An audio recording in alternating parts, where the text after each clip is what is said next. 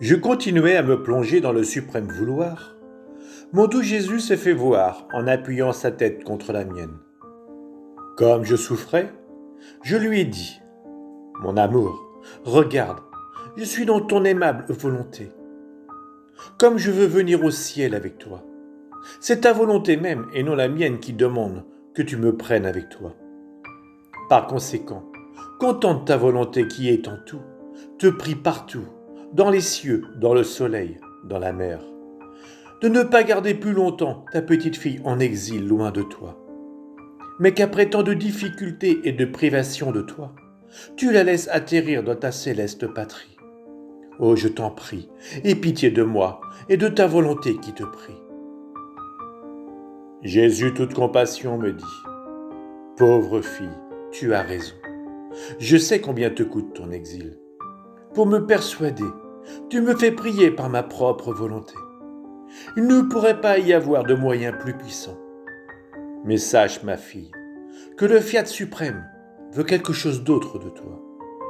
Il veut de ta part que toutes les beautés, toutes les variétés des teintes multicolores, toutes leurs nuances, soient formées dans son royaume. Les beautés sont là, les couleurs dans toutes leurs variétés sont toutes en ordre, mais il y manque les nuances.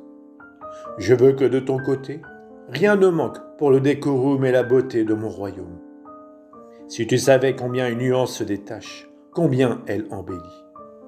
Et sais-tu comment ces nuances peuvent être formées ? Une parole de plus de ma part peut être une nuance supplémentaire dans les variétés de couleurs. Une petite trompe de ta part dans ma volonté, une petite souffrance, une offrande, une prière dans le fiat sont autant de nuances que tu ajouteras et que mon vouloir se fera une joie de t'administrer. Dans ma volonté, toutes les choses sont complètes. Elle ne tolérerait pas que sa première fille ne prenne pas tous ses actes complets. Autant que cela est possible pour une créature, pour former son divin royaume. Après quoi, j'ai poursuivi mon envol dans le suprême vouloir. Mon doux Jésus se manifesta en moi et me dit, « Ma fille, celle qui vit dans la divine volonté prend tout ensemble, comme d'un seul bloc. En fait, étant donné que ma volonté est partout, rien ne peut lui échapper. Sa vie est éternelle, son immensité ne connaît pas de limite ni de circonférence.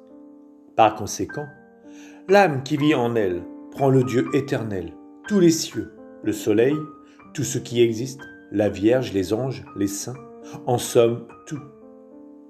Et lorsqu'elle prie, palpite, respire ou aime, son acte devient commun à tous. Ainsi, tous palpitent de sa palpitation, tous respirent avec son souffle, tous aiment avec son amour, parce que partout où s'étend ma volonté, elle amène chaque chose à accomplir l'acte de celle qui vit en elle. Il s'ensuit que puisque la reine souveraine occupe la première place dans le divin fiat, elle sent tout près d'elle la petite fille qui vit en lui. En s'associant à elle, la reine répète ce qu'elle fait avec elle et met en commun ses mères de grâce, de lumière et d'amour, car une est la volonté de la mère et de la petite fille.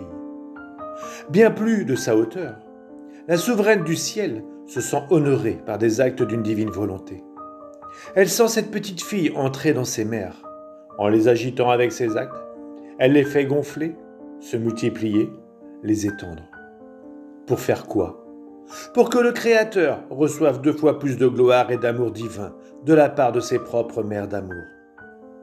Comme pour que sa céleste maman puisse recevoir 2 fois plus de gloire elle aussi.